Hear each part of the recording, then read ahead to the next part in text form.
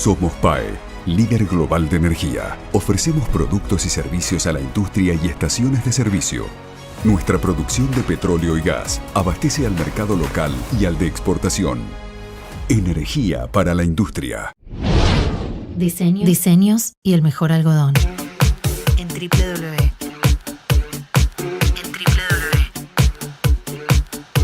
En www.doctorinc.com.ar @Doctorinc Remeras. Doctorinc.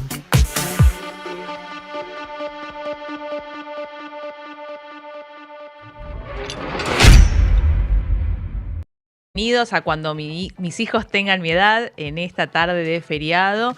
Hoy Claudio tampoco nos va a estar acompañando presencialmente, pero sí va a estar por Zoom o por llamada en un ratito, pero sí estamos con el de Pablo. Juan Carlos, ¿cómo estás? Bien, me traje material para leer por si el programa está aburrido. No va a estar aburrido. Tenemos invitados de lujo, va a estar Claudio saliendo por Zoom, pero también vamos a tener a Guillermo Wiegener, que es el presidente del grupo FEB y Ferrum, y además vamos a tener a Aníbal Cofone, que es el responsable de fundraising de la UBA, y nos va a estar contando una nueva iniciativa. Y además está con nosotros Demián, que nos va a hacer reír. ¿Cómo estás, Demián? Vamos a intentar. Estoy bien, estoy contento acá pasando el feriado, hoy no hay mercado, así que tranquilo. Bien. Bueno, antes que nada, ¿me podrías contar? Porque veo que tenés ahí un libro que ya lo contaste, así que ya ahora lo contamos a toda la audiencia que nos está escuchando. Te voy a mostrar. Esta es la autobiografía de Angela Merkel, se llama Freedom, es decir, libertad. Espectacular. Como buena teutona necesitó 700 páginas, ¿viste? Bueno, dos o tres cositas de Angela y después abrimos. Dale. Nació en Hamburgo. Hizo toda su vida en Alemania del Este. Y la pregunta es, ¿cómo puede ser? Era hija de un pastor al que, o el tipo eligió, pero todo eso antes del muro de Berlín, ¿no? O el tipo eligió vivir en Alemania del Este o lo manda, por la razón que sea. Ella vivió en Alemania del Este. Estudiar. ¿Qué dijo? ¿Qué voy a estudiar? ¿Ciencias sociales? No. Entonces física, no sé qué estudió. Bien, ciencias duras. Muy bien. Cuando llega, antes de ser canciller, pero ya va escalando puestos públicos, se encuentra con jovencitos que con máster y PhD llegan a dar consejos que hay que hacer con Alemania del Este a raíz de... Y monta en cólera, porque dicen, chicos, yo estuve ahí, yo sé que estamos hablando. Me parece espectacular, me parece realmente espectacular. La otra cosa importante de este libro, bueno, Alemania tiene un régimen parlamentario, son gobiernos de coalición. En un gobierno de coalición estás permanentemente negociando con uno, con el otro, tragando sapos por donde sea, en el nombre de tener, digamos así, objetivo, digamos así, claro. Tiene algún sentido del humor. Ella dice, por ejemplo, cuando en épocas complicadas te queda la cabeza contra la pared, no lo intentes, gana la pared siempre. Y el último dato interesante, que no lo sabía, tiene que ver con el tema de la importación de energía, de petróleo y de gas por parte de Alemania Occidental, donde el que le decimos a la Merkel, che, te jugaste por Putin, viste lo que te pasó. Acá hay un dato verdaderamente interesante que dice lo siguiente. Cuando ella llega a la Cancillería, Alemania Occidental compraba 41% de su consumo de petróleo en la Unión Soviética y 29% del gas. Así que en todo caso habrá agrandado un poco más, pero ¿sabe? Y dice, durante 40 años, es decir, durante toda la Guerra Fría, Alemania Occidental tuvo negociaciones, digamos así, con Rusia. En realidad, lo que le pega más es que a raíz de la decisión de no sé qué despelote que se armó en una central nuclear en Japón, ella decidió cerrar, creo que eran 7 centrales nucleares y ahí capaz que se apresuró. Pero digo, me parece, a mí por lo menos, que me gusta mirar las cosas como los procesos decisorios, cómo se van enfrentando, digamos, las cosas. Me parece un libro altamente, digamos, recomendable. ¿En qué concepto o en qué lugar ves que el tema de procesos decisorios? ¿Algún ejemplo que me puedas dar que veas en el libro que sea bueno para...? no me acuerdo ahora, pero habría que pensar, momentos muy duros, bueno, todo el tema de la pandemia. Hay 2 o 3 desafíos que tuvo que hacer. Tenía que vendérselo primero a la coalición, después al resto del electorado, después a los países, toda la discusión que tiene con el resto de los presidentes, digamos así, de los otros países, la frontalidad, según ella, que la caracterizó, el tema de la inmigración. Bien. Ella dice, Alemania tiene una posición irrestricta con respecto a la dignidad humana. Entonces, con respecto a la inmigración, no nos podemos hacer los tarados.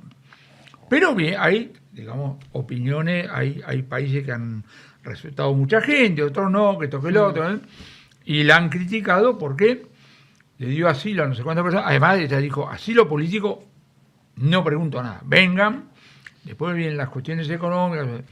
Increíble cantidad de anécdotas referidas al tema de la inmigración, donde por supuesto vos tenés alemanes que dicen, Ángela, se te fue la mano, y los otros dicen, no fue suficiente. Siempre, juro, porque ¿entendés? Siempre de cada una de estas cuestiones tenés, digamos así, digamos, todo el abanico, ¿no? Bien. Y el título, que es Freedom, Libertad, ¿a qué se refiere? ¿Por qué se refiere a lo que ella vivió durante Europa del Este, Alemania del Este, digamos así, y sobre todo desde 1961 cuando erigen el muro de Berlín. Porque hasta ese momento los alemanes del Este trabajaban en el Oeste, compraban cosas, entonces, y ahí, pusieron y fue realmente muy complicado. Creo que ella prácticamente no viaja, y si hace algunos viajes, tiene que ver con la disciplina a las cuales estuvo, digamos así, trabajando, pero no más. Todo el tema de Freedom tiene que ver con vivir permanentemente pensando que alguien te está, ¿cómo se llama? Espiando. Y alguien está informando, y tenés que ver, entonces te reunís con los amigos, pero tenés que hablar, no sabés. Una cosa verdaderamente, digamos así, espantosa. Que yo recuerdo nunca estuvo presa, pero digamos, no es un problema de estar presa o no estar presa. El problema es cómo cómo vivís vos, o sea, si todo el tiempo te sentís presionada, sí, claro. Todo el tema de qué podías leer, cosas de afuera, cosas de estilo, ¿no? Quizás en la parte científica tuviera más acceso, la verdad que no me acuerdo. Y porque el pueblo se renueva, acá te lo hemos preguntado, pero quiero volverlo a preguntar porque estamos en 2025 y este año no te lo preguntamos. Si alguien quiere entender los conceptos básicos de economía, ¿qué libro le recomendás? O no sé, 3 libros que más recomendás para aprender economía o de economía. Hay que agarrar cualquier buen libro de texto.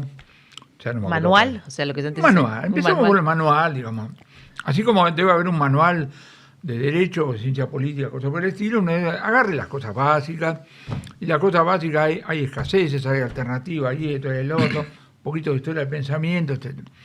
Y una vez que termina todo eso, viene la tarea de pensamiento, para transformar todo eso que está en los manuales a un contexto donde hay problemas de incertidumbre fuertes, hay problemas de credibilidad fuertes, etcétera, etcétera. La mala lectura es, no, entonces, ¿para qué vamos quememos los libros? Esa es la mala lectura, porque es una exageración. La buena lectura es, cuando vos terminás de leer, ahora tenés que ponerte a pensar.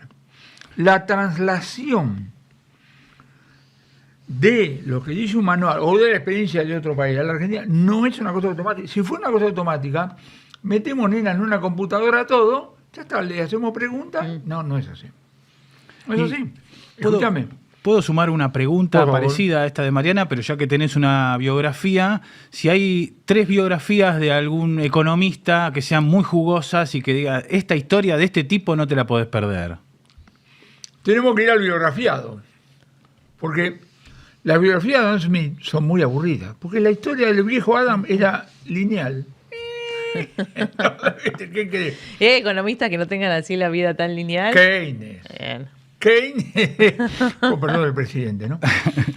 No, pero una cosa es la biografía, Keynes, claro. Keynes es probablemente, si no es el economista más biografiado, le pegan el poste, cosas por el estilo.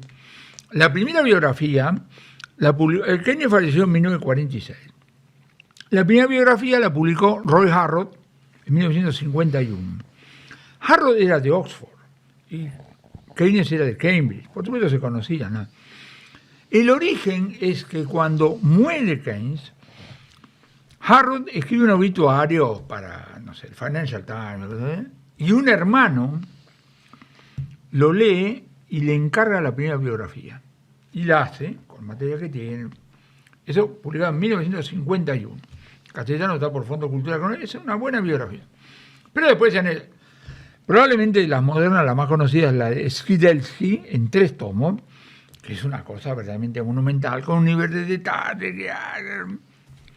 Y acá tengo que hacer una referencia, no al libro, sino a cosa que a mí me ha ocurrido también con las columnas de la Nación, que es el famoso de las viudas. ¿Qué son las viudas? Las viudas son aquellas, que puede ser literalmente la viuda o alguna otra. Sí. Aquellas personas que han vivido cerca del biografiado y entonces creen que son las únicas que pueden decir la verdad. No. Y generalmente con el que escribe una vida se enculan. En el caso de Skidelsky, las viudas fueron 2. El hermano, porque Keynes tenía un hermano y una hermana. El hermano Geoffrey y Kahn. Y los 2 le dijeron de todo. Bueno, a mí me ha ocurrido. Con la columna de Nación, ustedes vieron que yo entrevisto entre comillas, y yo siempre digo que cuando invento la entrevista estoy homenajeando al entrevistado por alguna razón. Pero a mí me han llamado viudas literalmente, hijos. Entonces, viste, digo, está bien, basta. Entonces al otro domingo, para curarme en salud, entrevisto a un monje budista de Indonesia del siglo XIV. Y después me olvido y vuelvo otra vez la cosa. Entonces yo diría, Keynes, Schumpeter es otro tipo verdaderamente muy interesante, una vida, digamos, no tanto...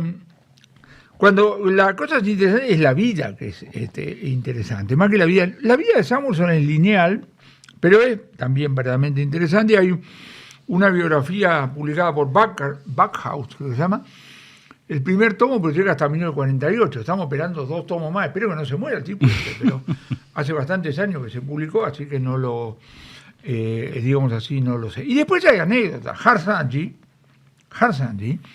Premio Nobel de Economía por teoría del juego, húngaro, vive porque, paisano, le tiró unos mangos al guardia cuando lo tenía que subir al vagón que lo llevaba a Auschwitz. ¿Y zafó por eso? Sabés que ya tenemos conectado a Claudio, que apareció, así que lo vamos a saludar. Seguramente nos está escuchando todo lo que estás hablando de los diferentes economistas, que está bueno leer sus biografías. Claudio, ¿estás por ahí? Qué lindo saludarlos, perdón que no prenda la cámara, ahora les cuento dónde estoy. Ahí me escuchan bien. Mira qué pinta, ese es cuando tomó la... no puso la blanca. Claro, eso hace 30 años, mira la pinta que tenía Hay una foto tuya, Claudia, por eso. No me hagas llorar, no me hagas llorar. Esa foto fue hace 3 meses, pero mirá lo que la caída del mercado me mató, me deterioró. No, la verdad que no sé de cuándo es. 2 cosas. Primero, no solo porque está ahí, sino porque es nuestro ídolo, es nuestro referente y nuestro acompañante todos los lunes. Si querés leer biografías o biografados en este caso, no te puedes perder el libro de Pablo. Yo estudié y aprendí mucho de eso, que aprendí de cada economista, que está dentro de una sección de lecciones de economía. Bien. Y es un libro muy grande, y está buenísimo, porque ahí él en La Nación lo viene escribiendo, ¿no? Pero ¿qué aprendí de cada uno de los economistas más allá de la ideología? Y ahí es un muy buen resumen, al que le gusta o está empezando a estudiar, un muy buen resumen de cada uno de los puntos. Pequeño editor, no sé, Juan Carlos, si querés agregar algo, no, antes de que yo te cambie de tema. Nomás. Consulta rápida, ¿se consigue el libro en las librerías? La gente entiendo que sí, si no... No rompan nada, me escriben y vemos qué puedo hacer. Se llama ¿Qué aprendí de? Esto es muy importante porque usted viste, Claudio, tú también, hay gente que siempre busca el pelo en la leche, ¿viste? Va al Colón a esperar que pifie el cantante, una pavada. O los que buscan el truco del mago, mirá. Claro, el truco del mago, pero una pavada. Entonces vos lo que tenés que decir, Keynes, Keynes se la pasó, como Previch, se la pasaron hablando medio siglo, habrán dicho pavada, y dije, qué piola. Olvidaste de eso. La pregunta es, ¿por qué son grandes? ¿Por qué se inmortalizaron? Ese es el libro que aprendí de... Bien, ahora te dejamos, Claudio. Brillante. Un par de cosas que quería contar aprovechando esto. Yo estoy en una convención de bolsas, en realidad de caja de valores alrededor del mundo, y hacemos, es en México, y vienen, como las cajas de valores están unidas, se llama AXTA, esta organización, están de Estados Unidos, bueno, de casi todos los países del mundo hay representantes y tocamos problemática común. Yo estoy en representación o haciendo el trabajo desde la Federación Iberoamericana de Bolsas, y hay, la verdad, que cosas que me sorprendieron. Una la vi en carne propia, que era el tema que quería tocar hoy, que me lo anticipó Muki Tenenbaum. El otro día, hablando con él sobre Darío Amodei, que es uno de los creadores de una de las empresas de Anthropologic de inteligencia artificial más fuerte. Y él sacó un artículo hace poco, eso es lo que me decía Muki Tenenbaum, donde ya es una cuestión de 3 meses, 6 meses, 9 meses, donde la inteligencia artificial va a ser completamente, se va a auto-reprogramar a sí misma. Y es como que en ese dicho que yo siempre repito, que era lo que discutíamos acá, que el mercado castiga los consensos, que casi todas las generaciones, te diría de la edad de mis hijos, se dedicaban a estudiar programación, porque la tecnología nos llevaba a puestos, y esto era darte trabajo seguro, y lo que le pagabas a un programador, y se mataban por él, y muchas empresas no conseguían, y le tenías que sacar a otro. Bueno, la teoría acá es que dentro de 2 años, si hay algo que va a sobrar, va a ser programadores. Si es verdad que la inteligencia artificial se va a hacer sus propios algoritmos, se va a recorregir, se va a autoprogramar. Y era uno de los puntos, ¿no? ¿Cómo mejorás valor en la medida que todos tenemos acceso a la misma tecnología y cada vez más rápida? Y el punto es, bueno, algo que repetimos muchas veces, ¿no? Que quizás falten enfermeras, van a faltar médicos, van a faltar oficios, ¿no? Van a faltar plomeros, van a faltar un montón de cosas que muchos de los chicos no... o descartábamos estudios como padres porque no era una salida económica, y quizás por esto de buscar una salida económica más rápida, fuimos orientando a carreras que la velocidad del cambio hacen que cada vez esas carreras o ese apogeo duren menos. ¿Cuánto va a depender del servicio, de la atención, de que confíes en alguien, en que porque finalmente vamos a tener todo resuelto, las herramientas nos van a igualar o nos van a dar acceso a las mismas cosas? El tema es la interpretación de esas cosas y quién te puede dar valor agregado. Entonces la discusión es que, obvio, esto la teníamos hace un montón de tiempo, todas las bolsas hoy, todos los mercados somos plataformas electrónicas esencialmente. El segundo punto es la ciberseguridad como tema, donde hay leyes hasta muy complicadas. Por ejemplo, hay una ley en Europa que vos tenés la obligación de, a los 20 minutos, si te hackearon, tenés que estar de vuelta ya en sistema, porque bueno, hay un montón de bancos, hay un montón de gente que depende de eso.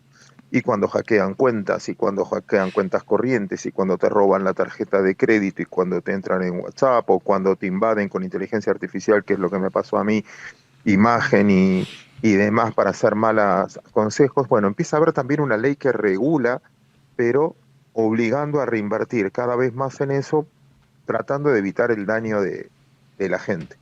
Entonces, cómo las empresas se fueron mutando a la protección, y alguien me dio una definición hoy que fue buenísima, que era, la verdad que hoy que te hackeen una cuenta, que te toquen algo, es un secuestro seguido de extorsión, porque finalmente vos tenés todo atado a la tecnología. Y como todos estamos dependientes de esos temas. Entonces, cuando antes nosotros discutíamos empresas listadas, cómo financiar, cómo captar el ahorro, derivados, futuros, opciones, terminamos discutiendo estos temas como centro del negocio hoy. Y me pareció muy disruptivo, quizás yo porque estoy más grande, porque tengo otra cultura, pero bueno, cómo cambió ese eje de discusión, y todo sabiendo que todo va a durar muy poco. Porque en el fondo dentro de un año vamos a discutir otros temas, porque hoy estamos discutiendo temas que no discutíamos hace 2 años atrás. Eso como primer punto. Y ya que estamos abusando del profe hoy, pensé en esta nota hacerle 2 preguntas sobre unas cosas que estoy escuchando, con 2 ejemplos que él tiene que es maravilloso. Que hay distintos lados de compromiso cuando uno opina. Y ahora me va a cantar el ejemplo del omelette, del profesor. No es el mismo el compromiso. Yo escucho mucha gente que dice, bueno, hay que levantar el cepo, hay que bajar retenciones, obvio, a mí me gustaría pesar 10 kilos menos, tener una salud como tenía a los 40, bueno, pero lo que tengo es esto. ¿Cómo tomo decisiones con lo que tengo y el compromiso y el riesgo que asume cada uno si se equivoca en el timing, si me apuro en levantar una medida o si me atraso en levantar una medida? Profe, te escucho. Me hice acordar porque hacía tiempo que no lo usaba. En el omelette de jamón, la gallina participa, pero el chancho se involucra. Lo repito porque es muy profundo esto. En el omelette de jamón, la gallina participa, pero el chancho se involucra. Y es toda la diferencia, como vos decís, Claudio. Increíble cantidad de colegas nuestros publican artículos que dicen, hay que salir del cepo ya. Bueno, el gobierno le hace caso, vuela todo por el aire y escribe otro artículo y dice, no había que salir del cepo ya. Bueno, cuando vos hablás con Milei o con Bausili o con Caputo, te dicen, ¿sabe qué?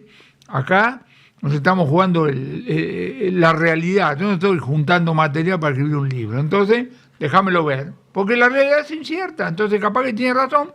¿Cuántas veces hemos visto que los peligros estaban exagerados? Bueno, veremos, cosas por el estilo. Pero muy importante esa distinción que vos acabas de hacer. Con respecto a una cosa que dijiste antes, yo me permitiría decir que probablemente no baje la demanda de programadores, sí la de la parte mecanicista de esa profesión como de cualquier otra profesión. Porque todos los instrumentos estos evidentemente van a reemplazar la parte mecanicista, es decir, venta de pasajes de avión. Vos tenías, cuando eras chiquitito, ibas a una agencia de viaje, tomaba nota, hoy lo haces mucho más rápido, pero la evaluación de lo que puede ser, qué seguro tomar, debe tener todavía un componente, ¿entendés?, personal, si vos querés, que probablemente va a ser mucho más difícil de sustituir. Entonces, uno lo que tiene que decirle al alumno, a cualquiera, es entrenate para pensar, entrenate para enfrentar problemas, no cual determinado problema. Porque determinado problema se soluciona y te quedás oxidado. Resolver problemas, ¿por qué? Porque el problema va a haber. Brillante el punto, Juan Carlos, y te juro que a eso quería ir. ¿Por qué? Porque finalmente, por ejemplo, yo necesito una atención personalizada cuando me atiende un teléfono, pero es por una cuestión cultural, y tengo que hacer un trámite, y me tengo que quejar de algo, y empieza, si le pasó esto, marque 1, si esto, marque 2, si esto, marque 3, y ahí estoy, y siempre tengo la inseguridad, si lo habré resuelto o no lo habré resuelto.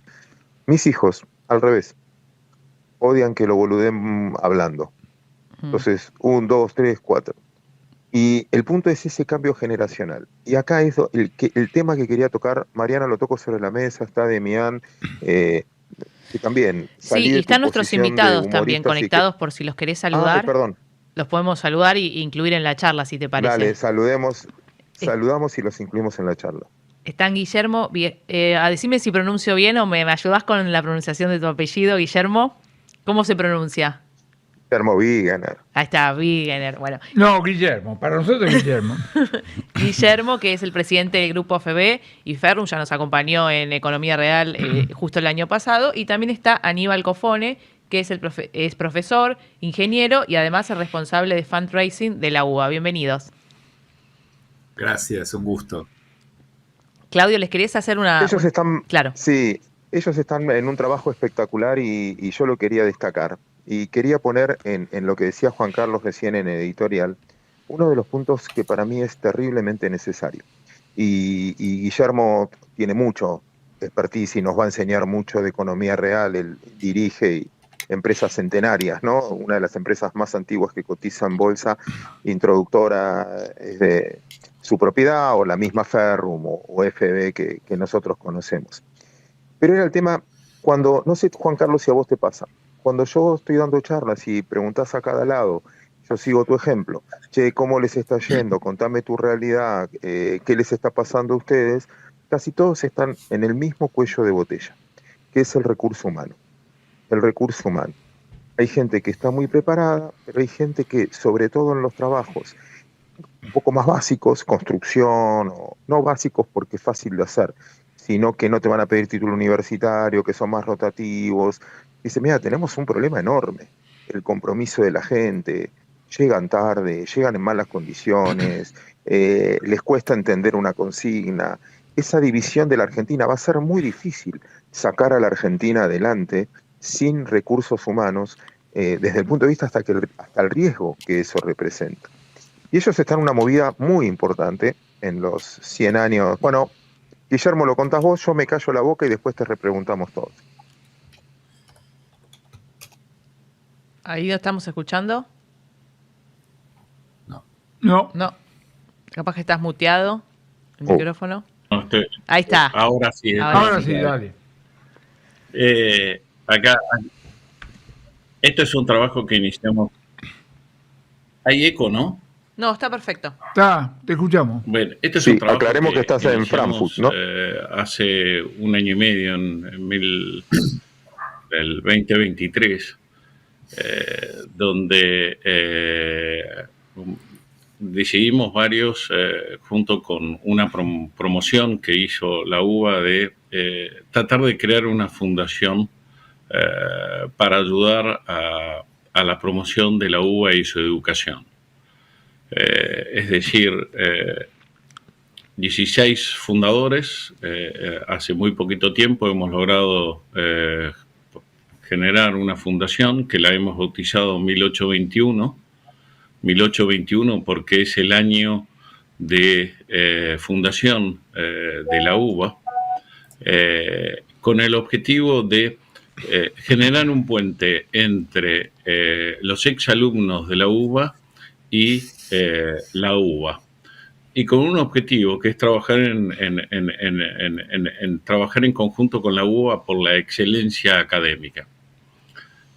Todos los 16 que somos los fundadores somos exalumnos de la UBA, y si hay algo que nos unió y nos unió muy rápidamente fue que, habiendo participado en una universidad que es no arancelada, pública, que nos había dado a todos herramientas profesionales que nos habían a cada uno de los 16 destacar en cada una de las diferentes actividades que desarrollamos a todos estos años, sentíamos que una necesidad de devolverle a la UBA todo eso que nos había dado, porque todas esas herramientas son las que nos permitieron llegar a nosotros profesionalmente a donde estamos. Y de ahí que, bueno, armamos esta fundación con un objetivo de fundraising.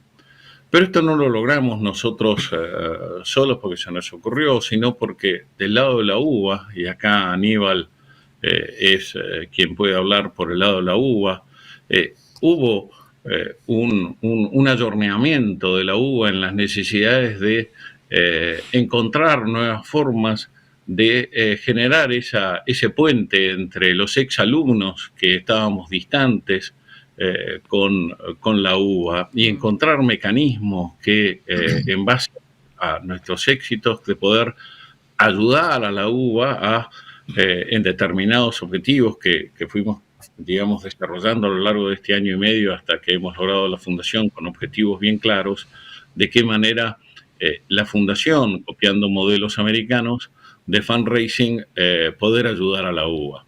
Acá te dejo, Aníbal, contar vos desde el lado de la UBA un poquito más, y que aportes desde el lado de la UBA qué es lo que la UBA vio y cómo hemos logrado adecuar ese pensamiento de exalumnos con el rectorado y el decanato de la UBA, que eso lo conocés vos perfectamente y en profundidad. Sí, gracias, Guillermo. Bueno, gracias por la oportunidad. Lo que cuenta Guillermo es un poco el broche con el lanzamiento reciente de la Fundación, el broche de algo que empezó hace varios años. O sea, no es algo que tenga que ver con el último año, no tiene que ver con lo circunstancial ni con estos cambios de gobierno y las miradas que hay sobre la actividad económica o el financiamiento público. Es algo que empezó hace como 3 años salió una idea de rectorado de empezar a explorar estas herramientas. La Universidad de Buenos Aires, para los que la conocemos, es inmensa, compleja, prestigiosa. Cuando uno mira universidades prestigiosísimas del mundo, de golpe tienen 10.000 alumnos, la UBA tiene 300.000. Es un ente muy particular. Y lo interesante fue que cuando salió la idea de salir a ver cómo podíamos reconectarnos, sobre todo con los egresados que como Guillermo, desde el día que recibieron el diploma casi no volvieron, ¿no? O sea, los egresados no los que quedamos como docentes, primero como ayudantes, después como profesores. Y fue algo increíble porque al 100% de las personas que uno le preguntaba, ¿qué opinás de involucrarte en algo que tenga que ver? El 100% decía que sí, que le interesaba, que quería participar. Había una sensación que la universidad, y por supuesto la universidad apoyada y financiada por la cosa pública argentina, porque el financiamiento es algo que aprueba el Congreso, digamos, es muy importante que quede claro eso. Los egresados, los graduados, los exalumnos que armaron la fundación pasaron por la UBA, pero la UBA fue una institución, y es una institución que hace más de 200 años está siendo apoyada por todo un país, que muchas veces no se beneficia directamente, sino por el impacto que tenemos. Bueno, Guillermo y yo somos ingenieros, con lo cual sabemos lo que es el impacto de producir, de construir. Y bueno, y en ese camino aparecieron egresados y algunos exalumnos, porque en la UBA pasa también que no todo el mundo se gradúa, ¿no? Y eso no quiere decir que no tengan carreras exitosísimas, que se empezaron a involucrar con la idea de armar un instrumento, y ese instrumento fue esta fundación, que por supuesto no es el único instrumento que tiene la universidad para colaborar. La universidad tiene otros canales, comunicaciones de toda la vida, siempre ha habido financiamiento público, financiamiento privado, acuerdos con empresas, con instituciones, pero esto que pasó ahora fue una especie de alineación fabulosa de planetas. Como dije, empezó antes del cambio de gobierno para evitar cualquier tipo de cruce que uno pueda tener con el tema de las situaciones circunstanciales que podemos tener ahora, y bueno, se termina concretando y con una dinámica fabulosa, porque la fundación creo que salió aprobada del IGJ en agosto, en octubre se firmó el convenio con la UBA y ya en diciembre decidieron algunos proyectos y ya algún proyecto se pudo financiar y apoyar. O sea, para lo que son los tiempos de la interfase público-privada hasta ahora viene siendo fabuloso. Sí, sobre eso, digamos, siendo tan jovencitos en esta fundación, no cada uno de todos los integrantes, que todos tenemos alguna cana ya en nuestros pelos, algunos más, yo por suerte pocos,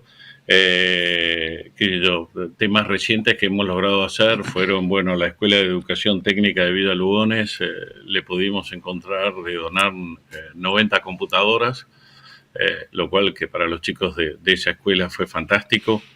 Y ahora estamos analizando proyectos en la Escuela Agropecuaria de la Facultad de Veterinaria, que tiene 15 años, 10 promociones y tiene 10 aulas, pero le hacen falta 12. Entonces empezamos a ver en qué podemos ayudar para mejorar la excelencia y en qué podemos ayudar para que esa universidad que a nosotros nos dio tanto, en qué le podemos apoyar.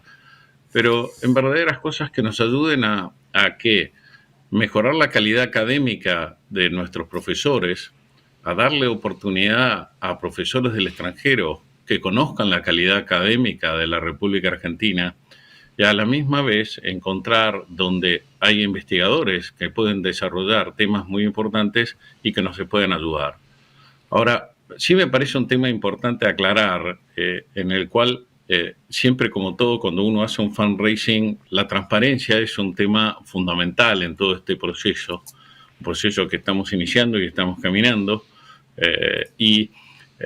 es el uso de los fondos que la Fundación 1821 recolecte. Esos fondos van a ser utilizados por la Fundación dedicados a la UBA en proyectos que van a ser aprobados entre la UBA y la Fundación. Esto es un tema clarísimo, pero que es la fundación que va a administrar el dinero de esos proyectos. Ahora, la fundación no va a hacer ningún proyecto que no esté aprobado por la UBA. Y sí, acá hay un cambio extraordinario, que es un poco lo que a mí me ha impactado en este proceso, en la votación que fue unánime dentro de la UBA, aprobando un proyecto así. Es decir, un ayornamiento por parte de la UBA que en lo personal para mí fue asombroso, y significa un proceso de cambio de todos los que hoy estamos experimentando en la Argentina, ¿no? Es decir, cambios que nos asombran, nos preocupan, cambian, pero como todo proceso de cambio, significa incerteza, pero hay que largarse al mundo, encontrar las nuevas oportunidades, y creo que la UBA con este tema de permitir, como una fundación, esta de 1821, donde encontramos 16 profesionales que somos realmente independientes, intentando ayudar a los nuevos profesionales que van a hacer de nuestro país un país mejor.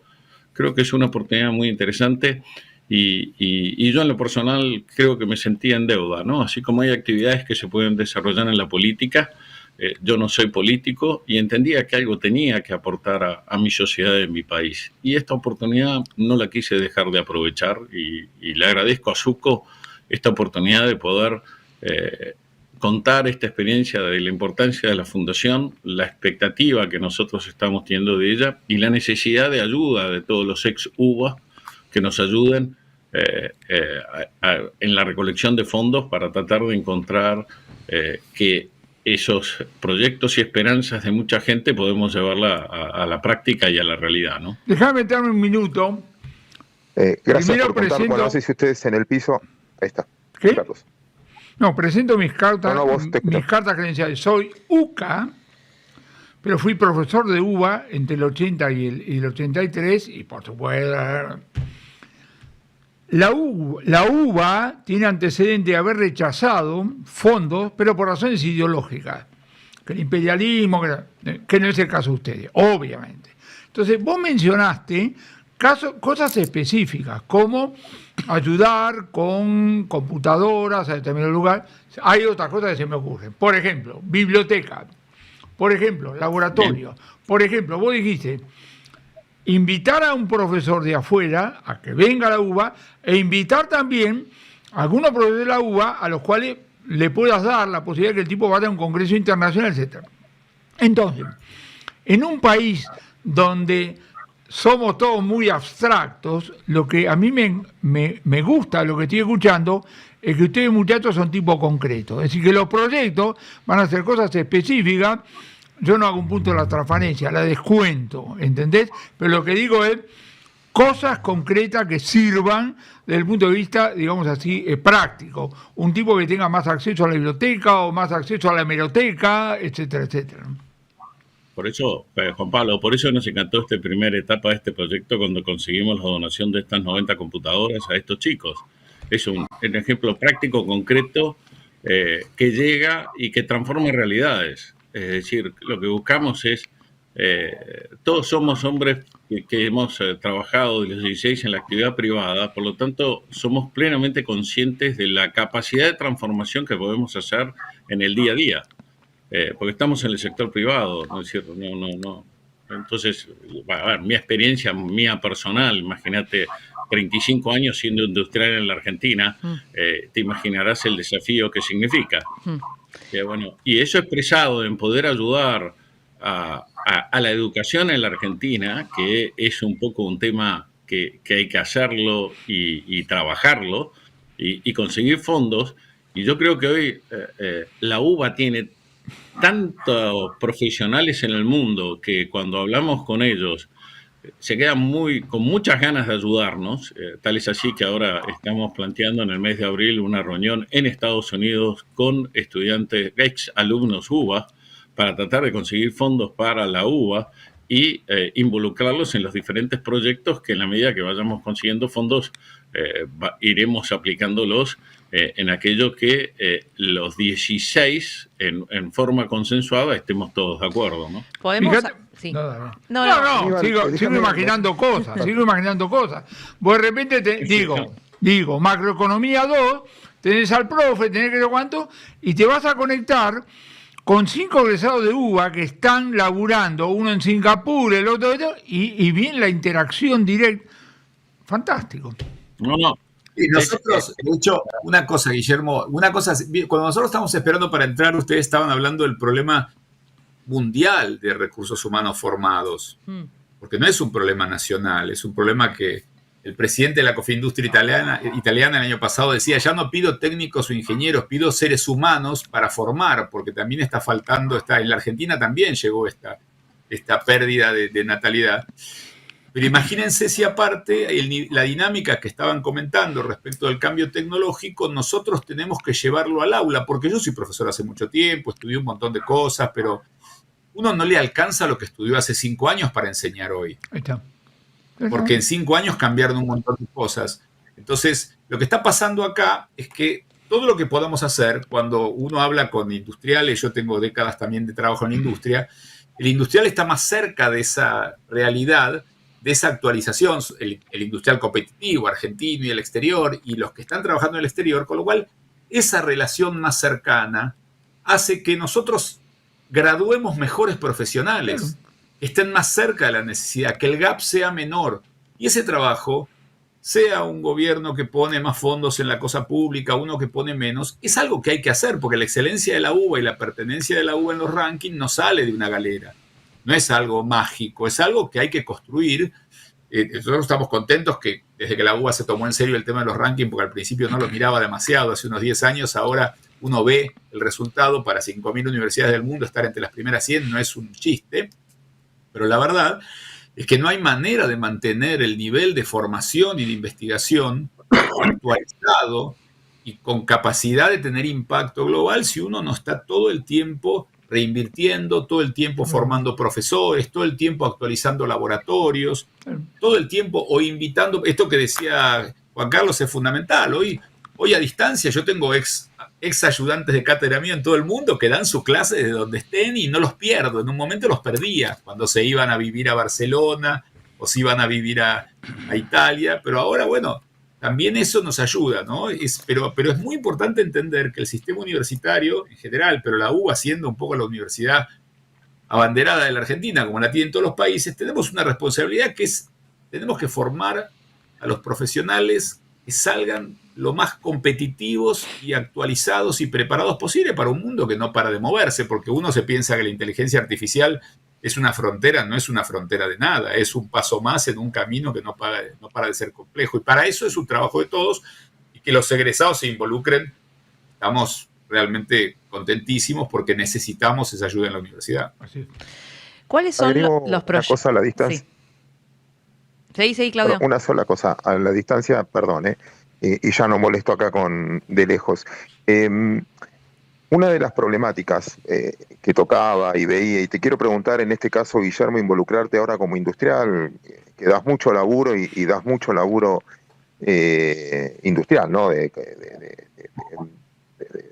No tanto de servicios, sino de qué hacer, los riesgos que corres, de que la gente esté preparada, de que la gente, porque en mi época o en muchas épocas, sí. ¿Estamos? Ahí estoy. Sí. No, voy al grano. Durante mucho tiempo la educación toda, y sobre todo universitaria, igualaba. Hacía que yo, hijo de un carpintero, o Juan Carlos, hijo de un comerciante, él termine en Harvard. Era el lugar donde te preparaba no solo educacionalmente, sino para convivir en sociedad. Y hoy siento excesivamente politizada. No sé si antes era así o no era así, o quizás yo estoy confundiendo. Pero ahora el exceso de política en lugares donde me tendrían que incorporar socialmente, era el que, repito, era el mejor... La mejor justicia social que había, era lo que realmente igualaba. No era la distribución del ingreso o sacarle a uno para darles a otro, era la educación. ¿Cómo volver a eso? ¿No? Yo los escuché a ustedes y me encanta que lo digan en este programa porque quizás lo imaginé de ese lado también, ¿no? Cómo esta convivencia público-privada para que no todo pase por la política donde suspendan profesores o agreguen profesores de acuerdo a lo que piensan, o materias, ¿no? Donde te adoctrinan más que enseñar. Pero perdón que fue larga lo miro desde afuera, la pregunta, pero... Lo miro desde afuera. La UBA es una universidad grande. Si es una gran universidad o no, es una universidad grande. En una universidad hay de todo.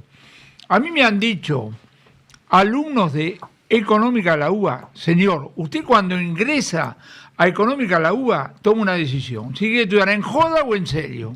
Y si quiere estudiar en serio, tiene los profesores A, B, C, D. Y si quiere estudiar en joda, F, G, H, G. Y usted decide. Entonces, alguien que quiere pegarle a la UBA dice, yo conozco un laboratorio que está en la joda, sí. Y otro que la quiere defender. Argentina es una heterogeneidad, y ustedes en esa heterogeneidad están haciendo un aporte, y así como yo lo valoro. Yo lo que quiero aclarar sobre una cosa es, nosotros no nos vamos a meter en la política de la UBA, en qué es lo que la UBA tiene que hacer. Para eso tiene su claustro, tiene su decanato, tiene su rectorado, tiene sus profesionales. Nosotros somos exalumnos, con lo cual la función nuestra de exalumnos es apoyar a la excelencia académica. Nosotros vamos a ese lado, excelencia académica que permita tener mejores, que los alumnos tengan que tener, esos alumnos que vos nombraste, Pablo, que quieran buscar la excelencia, que la encuentren. El que quiere ser un vago va a ser un vago y no lo va a cambiar ni el mejor profesor. Sí, pero lo que buscamos es esa excelencia, buscar esa posibilidad, que el que la quiera buscar la encuentre. Y en la UBA va a encontrar, porque la UBA no te pregunta quién sos, no te pregunta de dónde venís. La UBA te dice, acá estoy para vos. Si querés, usame. Y acá te voy a dar todo lo que tengo disponible. ¿No la querés usar? No la querés usar. La UBA nos enseñó, fue una calle, y la UBA te permite darte cuenta y te da herramientas y no te pregunta quién sos. Y eso es una cosa que a mí me pareció extraordinario y yo reconozco que vengo de una familia que tenía capacidad para ir a una escuela privada. Cuando me tocó estudiar, para mí era la UBA como facultad. No había otra opción.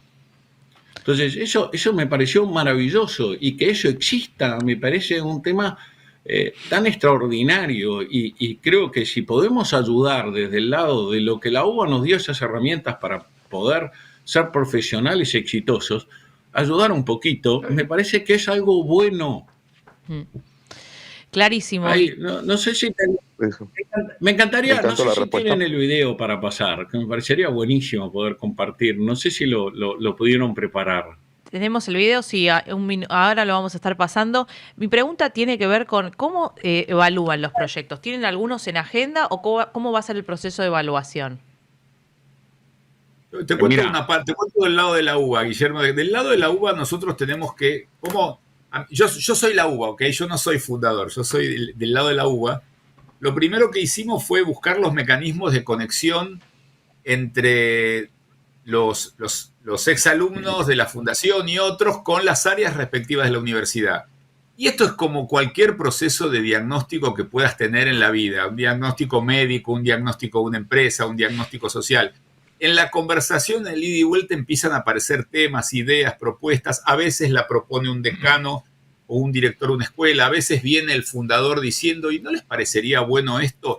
Y en ese ida y vuelta se fueron armando, todavía no está terminado, recién está empezando esto, se arman agendas y de golpe en un momento sale a la luz que hay un decano que dice, lo más importante para mí es esto, y lo consulta con su gente, y la fundación dice, nos interesaría participar de eso, y ahí se acuerda. Como decía Guillermo, la fundación fue creada para ayudar a la UBA, pero la UBA tiene que estar totalmente de acuerdo, tanto el área que va a recibir algo como la universidad. Ese es un juego, yo diría que en el mundo profesional estamos reacostumbrados a sentarnos en una mesa y ver cómo priorizamos, porque en realidad problemas en la UBA y en todas las universidades, yo he trabajado y he estado en otras universidades públicas y privadas, problemas hay infinitos. Priorizar y buscar el mayor impacto con el menor costo es lo que todos queremos en la vida. Entonces un poco esa es la manera de trabajar. Pero perdón, Guillermo, que te pisé ahí. No, yo justo iba a ese punto, ¿no? Donde los 16 nos dividimos en diferentes áreas dentro de las diferentes carreras de la UBA. Hemos tenido contacto con los decanos de cada facultad y también nos hemos sumergido nuevamente en el mundo académico, al cual yo estaba muy alejado, obviamente, por mi actividad. Y entender las necesidades que obviamente son infinitas en cada universidad, porque cada universidad tiene su visión, su estrategia y sus objetivos, los cuales algunas necesitan más, otras necesitan menos. qué sé yo, a mí me tocó visitar la de medicina, la de bioquímica y odontología. Y yo descubrí en la Facultad de Odontología una de las cosas más maravillosas que pude ver, que es todo el centro odontológico que hoy tiene montada la Facultad de Buenos Aires, de una excelencia absoluta, que hoy, digamos, hace fila a la gente para poder asistir ahí a tener los servicios odontológicos, y de una excelencia donde uno ha visto el equipamiento más extraordinario que uno se podía imaginar que eso estaba en nuestro país. Y no sé si has visto que hay camiones de la Facultad de Odontología, ¿no? Prestando servicio en lugares más remotos, si vos querés. Tenemos el video, cuando quieran lo vemos ya. Por ahí en odontología uno dice, tienen montado y saben lo que tienen, toda una cosa, pero uno dice, bueno, si esto se logró en la Facultad de Odontología, podemos ayudar en otras cosas más. Ahí sale el video. Ahí estamos viendo el video. Tiene audio. A mudo. Ni de dónde venías, ni quiénes eran tus padres. Te abrió las puertas. Te inscribió en sus libros. Te educaron sus profesores, formados por otros.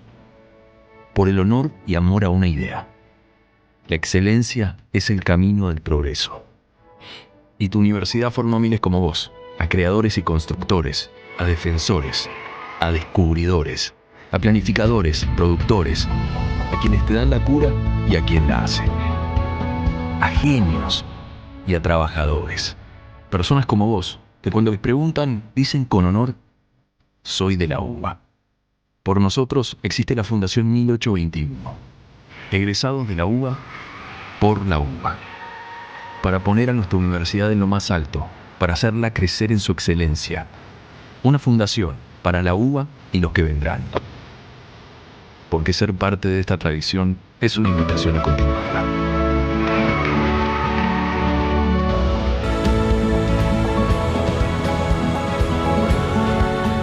Fundación 1821. Retribuir a la UBA lo que la UBA y la sociedad nos dio. Honor UBA.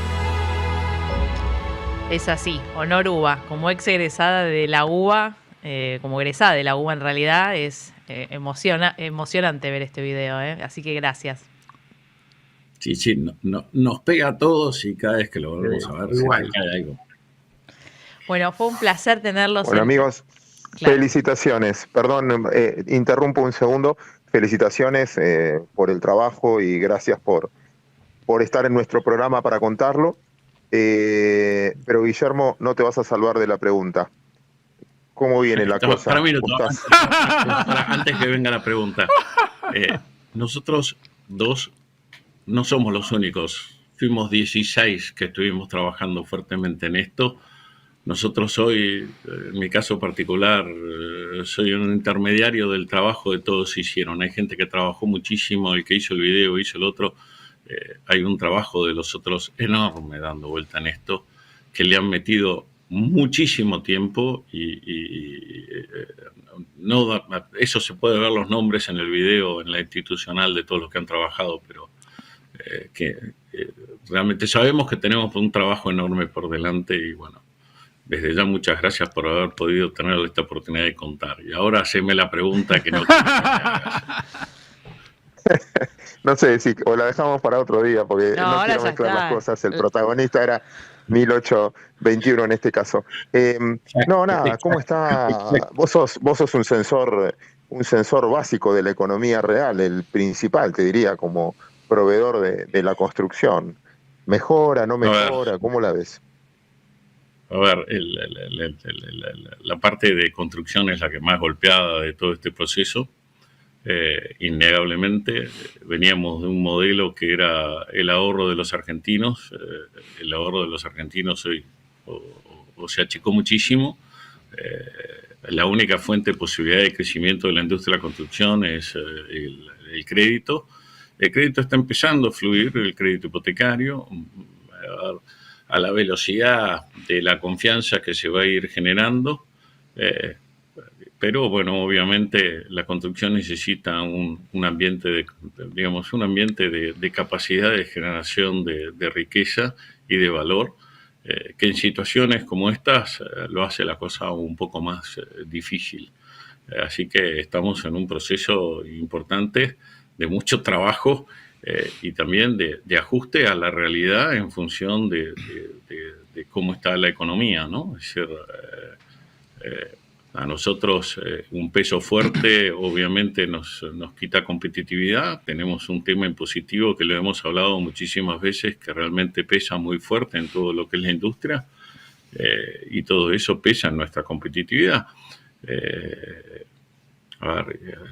Las experiencias nuestras, nosotros tenemos industrias en Ecuador y tenemos la industria en Argentina, y vemos cuáles son las diferencias de cómo producir en Ecuador y cómo producir en Argentina, y hoy producir en la Argentina no está fácil. Así que bueno, esa es parte del desafío de la transformación. Así que tener una idea que, digamos, la búsqueda de la excelencia para nosotros en el grupo es un tema que siempre lo estamos buscando, así como vos estás en México, yo estoy en Europa y para mí ahora son la 1, es la 1 de la mañana. Así que estar acá es siempre para mí un placer conversar con ustedes y bueno, y conversar con De Pablo presente del otro lado, un honor, muchas gracias. Pero sí, hoy ser industrial en la Argentina es un desafío enorme. Que le encontraremos si tendrías que cerrar, hemos encontrado si tendrías que cerrar 100 años. Así que Guillermo, si tendrías que cerrar con una idea, algo que puedas ayudar, así como lo hiciste con la UBA, esto corre por cuenta mía, sos un gran industrial, te conozco, te tuve de jefe y director también en alguna ocasión, y te escucho siempre y te saco ejemplos. Si tuvieses la posibilidad de hablar y dirías, miren estas cosas para ayudar constructivamente, miren estas cosas, ¿qué dirías? A ver, como todo proceso de cambio son procesos traumáticos y son difíciles. Creo que la Argentina necesita encontrar estabilidad para poder crecer. En esa estamos, algunos modelos van a crecer más, otros van a crecer menos. Ahora, yo creo que la política económica, y esto es mi pensamiento, está para mejorar la posición de la gente, especialmente de la gente de menos recursos. Es hacia ella que tenemos que mirar. Ahora, tenemos que generar empleo en la Argentina, y es la parte donde es lo más importante de todo, porque si no generamos empleo no le damos la oportunidad a la gente para poder crecer. Y esa es la parte donde a mí me gustaría ver cuál es la mirada de la generación de empleo en la Argentina, en el contexto actual que me toca como industrial, donde la competitividad nuestra está bien desafiada. Y entonces es ahí donde en ese modelo yo me pregunto de qué manera, es decir, nosotros podemos aportar en nuestra capacidad de generar valor, podemos aportar en nuestra capacidad de transformación. Vos sabés, y te lo digo, las griferías nuestras están en Estados Unidos en el hiperlujo y estamos en Londres en el hiperlujo. Es decir, nosotros sabemos cómo hacemos hacer las cosas. Estoy acá en Alemania, en una de las exposiciones más importantes en el gremio este, y sabemos cómo hacerlas. Y ese es el gran desafío, encontrar el equilibrio donde crezcamos todos para un país mejor, y encontrarle la vuelta. Y yo sé que la situación de hoy en la Argentina no es fácil la solución, porque si fuera fácil ya la hubieran encontrado todos, y sin sacrificio y sin esfuerzo no la vamos a encontrar. Y el otro día yo estuve en Chile de vacaciones y los chilenos decían, hubo una generación que se sacrificó para que Chile estuviera buena. Bueno, si es nuestra generación la que tiene que sacrificarse para que eso sea bueno en los próximos 10 años y nuestro país viva mejor, bienvenido sea. Bárbaro. Muchísimas gracias. Millones de gracias, Guillermo. Gracias por acompañarnos. Gracias a vos. Y bueno, chau. ¿Un minuto? ¿Queda un minuto? Queda un minuto. ¿Alguna pregunta más? La UBA se fundó en 1821. En 1822, las autoridades de la UBA hicieron traducir un libro de principios de economía de James Mill, el padre de John Stuart Mill, en castellano. Eso lo sabemos gracias a un español que vivió en la Argentina, Manuel Fernández López, digamos así, que se dedicó a historia del pensamiento argentino. En 1822 la UBA hizo publicar ese libro de texto, en castellano, obviamente. Bien. Muchísimas gracias por estar con nosotros. Se nos acabó el tiempo, pero bueno, tendremos nuevas, nos van a ir contando de los proyectos que van surgiendo. Muchas gracias. Perfecto. Gracias. Gracias. Bueno, y se nos está acabando. Gracias. Se nos está acabando el programa. Claudio, si querés te podemos despedir porque nos queda, o te puedes quedar al momento de humor que nos va a dar Demián ahora. O te despedimos. ¿Cómo estás, Sucho? ¿Estás por ahí? No, me quedo, sí, yo ya encallado, si quieren sáquenme la imagen, me quedo como oyente, porque no me voy a perder a Demián. Perfecto. Demián, ¿qué nos trajiste hoy? Hoy, para asociar la fecha particular del feriado que tenemos, pensé en los límites del humor. Y recuerdo que dicen que fue Woody Allen quien dijo que el humor es tragedia más tiempo. Si bien es una definición acertada, se queda un poco corta, porque ¿cuánto tiempo tiene que pasar desde un evento para que se pueda hacer humor con ciertos temas? Desde el 24 de marzo del 76 hasta hoy pasaron casi 18.000 días, técnicamente 17.897. ¿Ya se puede hacer humor sobre esa época o aún hoy sería pasarse de esa hipotética raya que divide lo que está bien de lo que está equivocado? Además, ¿quién puede hacer humor? Bueno, hay quienes afirman, entre ellos yo, que se puede hacer humor con cualquier cosa siempre y cuando el chiste sea lo suficientemente bueno como para sostener su propio discurso. Y por eso traje hoy, para ilustrar esta nota, un chiste que suelo poner como ejemplo cuando se habla de esto de los límites del humor. Que, si lo podemos pasar, es un chiste de Fernando Sendra, extraordinario humorista de Clarín, sí, creador de Yo Matías. De hecho, el muñequito ese parece una especie de proto Yo Matías. Lo llamé para pedirle permiso para mostrarles a ustedes este dibujo. Y se lo podemos leer, que dice: papá, ¿qué es la pena de muerte? Y el padre le contesta: es el precio que deben pagar los que cometen graves delitos. Y le repregunta: ¿y qué es el indulto? Un descuento especial para mayoristas. Esto nos muestra que con cierta altura y que se puede hablar de casi cualquier tema si el chiste está bueno. Ahora, mi querido amigo, vos sabés que hay gente que no tiene sentido del humor. Y sí, hay épocas, estamos viviendo épocas donde la gente se ofende fácil. Y bueno, ¿y qué hay que hacer? No podemos escuchar, no podemos ver la película de Olmedo. Escuchame. Cosas de tacto, pero escuchame. Bueno, por eso, entonces le mandamos un saludo a Fernando Sendra y le agradecemos que nos haya permitido mostrar ese dibujo, y siempre está bueno tenerlo como referencia porque ese chiste, y aparte de descuentos, de economía, tiene que ver con el programa. Iba a traer otros que tengo también de la temática, pero me parecía que con este era suficiente para ilustrar. Sí, para ilustrar. Yo pienso que la gente que no tiene sentido del humor ve la vida en blanco y negro, no ve los colores. Entonces voy a decir, bueno, yo lo lamento mucho. Ahora, cuando empiezas a tener poder, entonces ya no puedes hacer humor. Flaco, hay un problema de época, digamos así, ¿no? Me parece, pero bueno. Y hasta acá, con esta última reflexión de Juan Carlos, nos estamos yendo porque hemos llegado al final de Cuando mis hijos tengan mi edad. Muchísimas gracias por acompañarnos. Nos estamos viendo el próximo lunes ya esperando la presencia de Claudio, que seguramente nos va a estar acompañando. Bueno, los esperamos el jueves también en Economía Real y el viernes en Aftermarket. Gracias.